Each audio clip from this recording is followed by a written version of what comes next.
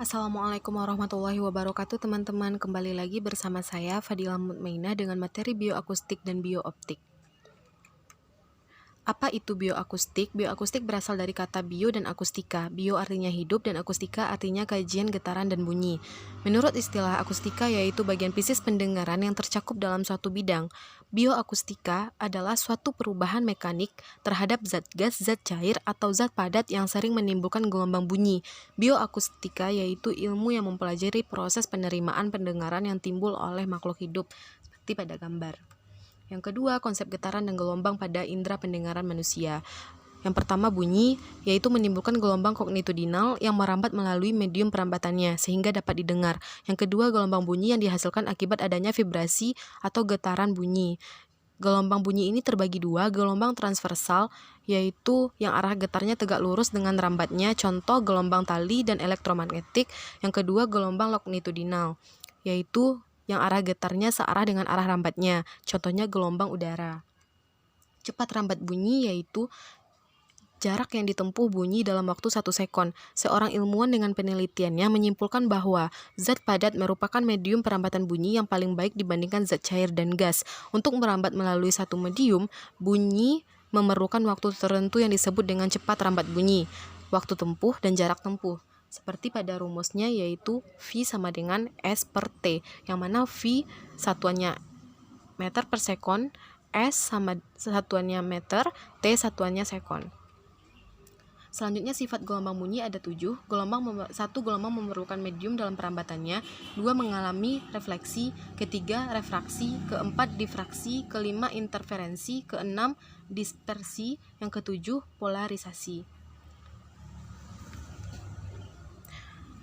Selanjutnya, klasifikasi gelombang bunyi. Yang pertama, infrasonik, memiliki frekuensi kurang dari 20 Hz. Bunyi pada frekuensi ini tidak dapat didengar oleh manusia. Yang kedua, audiosonik. Audiosonik ini berkisar antara 20 Hz sampai 20.000 Hz. Bunyi pada rentang frekuensi inilah yang dapat didengar oleh manusia. Yang ketiga, ultrasonik. Ultrasonik ini di atas 20.000 Hz. Bunyi pada frekuensi ini tidak dapat didengar oleh manusia. Binatang yang dapat mendengar ultrasonik ini adalah anjing, dapat mendengar frekuensi 50 Hz. Selanjutnya, intensitas bunyi. Intensitas bunyi adalah energi bunyi tiap satuan waktu yang menembus secara tegak lurus bidang persatuan luas. Perbedaan intensitas yang dapat didengar oleh dua detektor bunyi yang memiliki jarak berbeda dari sebuah sumber bunyi ditentukan sebagai berikut, seperti rumus yang dipaparkan. Untuk menghitung intensitas bunyi, mengetahui energi yang dibawa oleh gelombang bunyi, yaitu ada dua, energi potensial bunyi dan energi kinetik. Selanjutnya, gelombang pada indera pendengaran manusia. Telinga merupakan organ untuk pendengaran dan keseimbangan yang terdiri dari telinga luar, telinga dalam, dan telinga tengah. Telinga luar menangkap gelombang suara yang dirubah menjadi energi mekanis oleh telinga tengah, sedangkan telinga tengah merubah energi mekanis menjadi gelombang saraf yang kemudian dihantarkan ke otak. Pada telinga dalam membantu menjaga keseimbangan tubuh. Telinga luar ini terdiri dari daun telinga dan saluran telinga. Telinga luar merupakan tulang rawan yang dilapisi oleh kulit. Daun telinga kaku tetapi juga lentur. Suara yang ditangkap oleh daun telinga mengalir melalui saluran telinga ke gendang telinga. Selanjutnya, telinga tengah. Telinga tengah yaitu terdiri dari gendang telinga dan sebuah ruang kecil yang berisi udara yang memiliki 3 tulang kecil dan menghubungkan gendang telinga dengan telinga dalam. Yang pertama, malleus, berbentuk seperti palu melekat pada gendang telinga. Incus menghubungkan malleus dan stapes. Stapes yaitu melekat pada jendela oval di pintu masuk ke telinga dalam. Seperti pada gambar bagian warna kuning yaitu telinga tengah. Teman-teman bisa lihat. Itu adalah gambar dari bagian tengah telinga tengah. Selanjutnya, telinga dalam.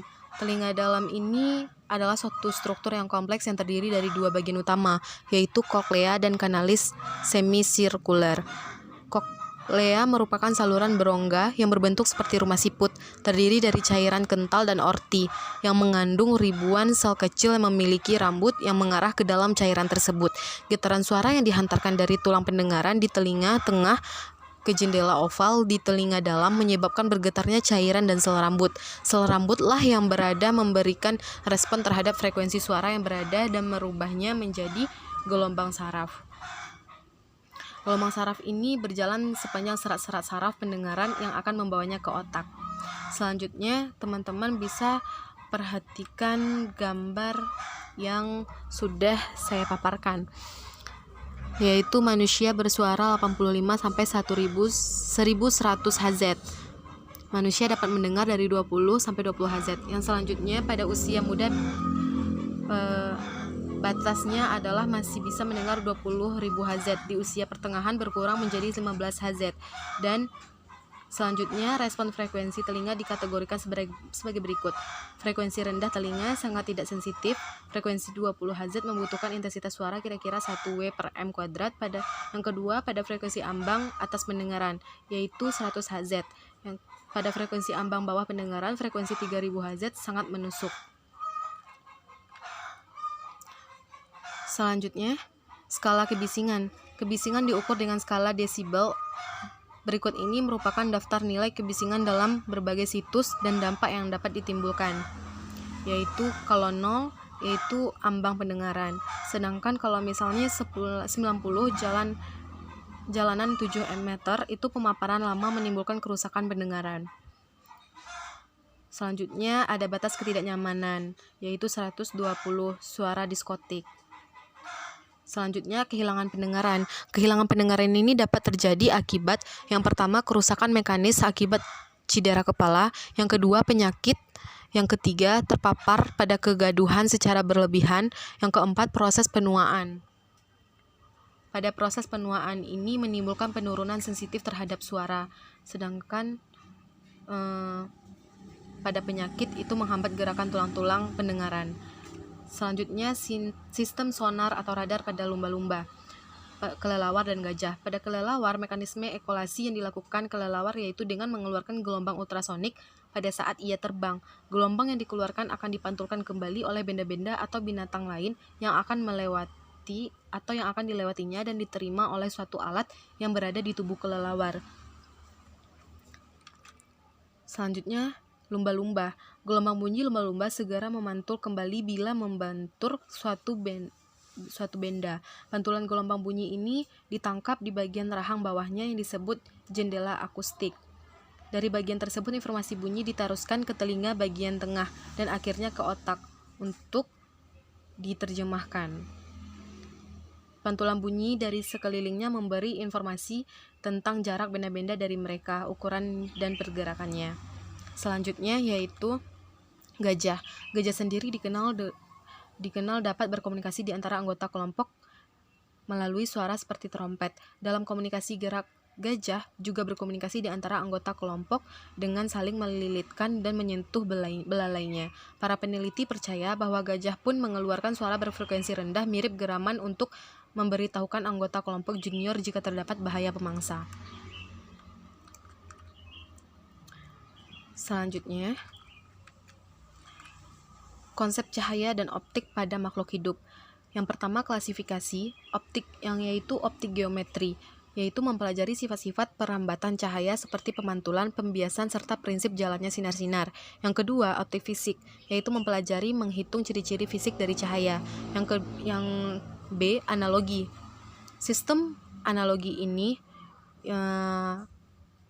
pada optik mata serupa dengan kamera, bahkan lebih mahal karena mata bisa mengamati objek dengan sudut yang sangat besar. Yang kedua, tiap mata mempunyai kelopak mata dan ada cairan lubrikasi dan lain-lainnya. Selanjutnya, teman-teman bisa lihat pada gambar yang saya terakan, yaitu sumber cahaya masuk. Yang kedua, melewati pupil. Yang ketiga, dibiaskan oleh lensa sampai prosesnya, yaitu objek terlihat sesuai aslinya. Selanjutnya, yaitu pada bagian mata tersebut teman-teman bisa menganalisa, dapat memperhatikan gambar yang sudah saya paparkan pada video ini. Selanjutnya, fotoreseptor. Ada dua tipe fotoreseptor, yaitu Röntgens dan Conkels. Röntgens yaitu jumlah sel terbanyak berfungsi untuk penglihatan dan saat malam, persepsi terhadap cahaya dan kegelapan. Concals ini berfungsi untuk penglihatan strike ahead, persesi warna dan ketajaman atau detailnya. Pada rotcals ini, gerakannya tidak sensitif terhadap warna, seperti yang terlihat pada gambar antara rod dan con. Selanjutnya visus.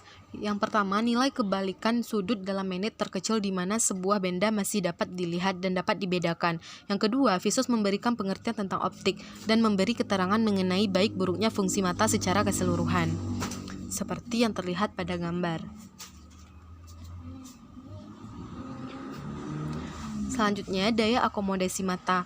Di sini teman-teman bisa melihat bagian A yang di atas dan B yang di bawah. Dan teman-teman bisa dapat memahami apa yang dapat dibedakan di antara kedua gambar tersebut. Selanjutnya, kelainan pada mata. Kelainan pada mata ini seperti yang terlihat pada gambar.